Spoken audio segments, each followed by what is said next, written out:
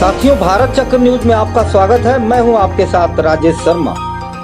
सूरत, मुंबई और दिल्ली सहित देश के महानगरों और औद्योगिक नगरों में रेलवे स्टेशनों पर बिहार के कामगारों की अटूट भीड़ प्रधानमंत्री नरेंद्र मोदी को मुंह चिढ़ा रही है, क्योंकि बिहार के ये लाखों प्रवासी मजदूर दीपावली और छठ पूजा के वास्ते अपने घर जाने के लिए जब सूरत के स्टेशन पर 24 घंटे से लाइन लगाए थे, तभी मोदी बिहार में पलायन के लिए लालटेन और पंजे के शिकंजे को जिम्मेदार ठहरा रहे थे।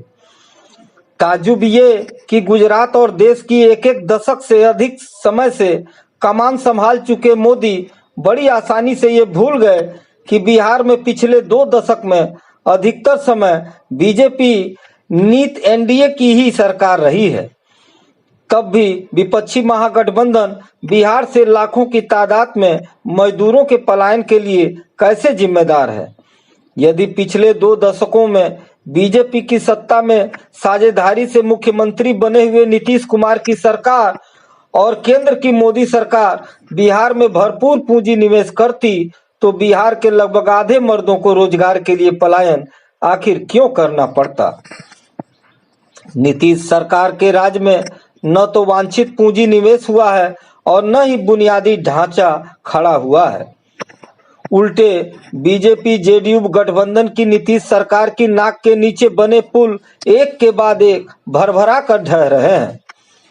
राजनीतिक बेशर्मी का आलम फिर भी ये है कि मौसा हो या नीतीश, बिहार विधानसभा चुनाव में वोट बटोरने के लिए अपने 20 साला राज के बाद भी राज्य की बदहाली का ठीकरा राजद और कांग्रेस के माथे पर फोड़ते नहीं आघा रहे हैं।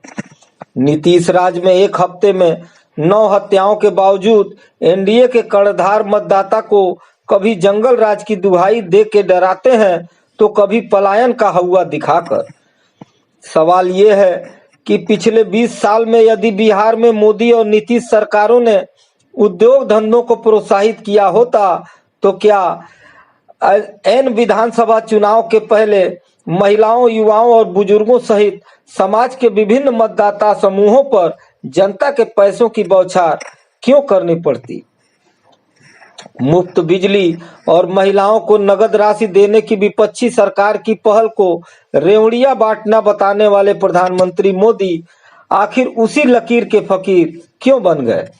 जाहिर है कि मोदी हो या नीतीश, दोनों में से कोई भी बिहार में समुचित रोजगार सुविधा बढ़ाकर राज्य से मजदूरों का पलायन रोकने के ठोस उपाय नहीं करना चाहता, क्योंकि यदि बिहार से पलायन रुका तो क्या गुजरात और महाराष्ट्र के कारखानों सहित रोजमर्रा सेवाएं ठप नहीं हो जाएंगी?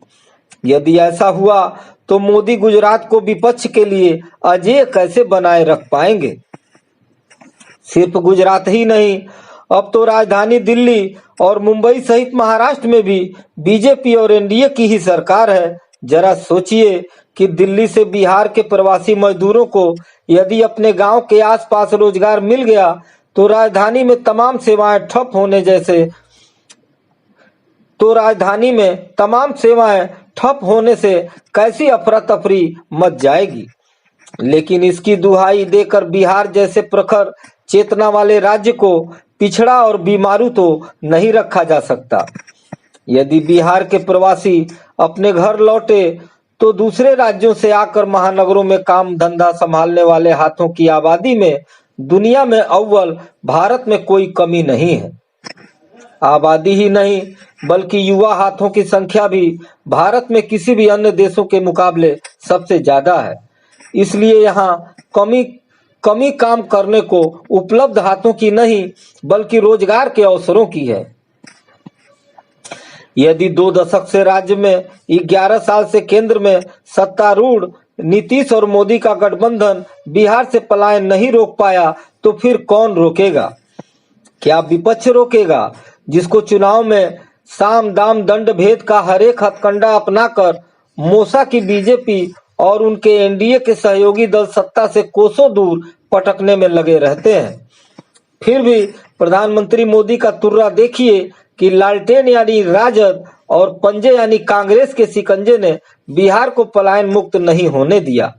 जबकि बिहार हो या गुजरात, अथवा मध्य प्रदेश, छत्तीसगढ़ हो, 2 दशक से बीजेपी एनडीए दलों शासित राज्य उनके शिकंजे में फंसे नागरिक अधिकारों, भविष्य की शिक्षा और सामाजिक सौहार्द के लिए छटपटा रहे हैं।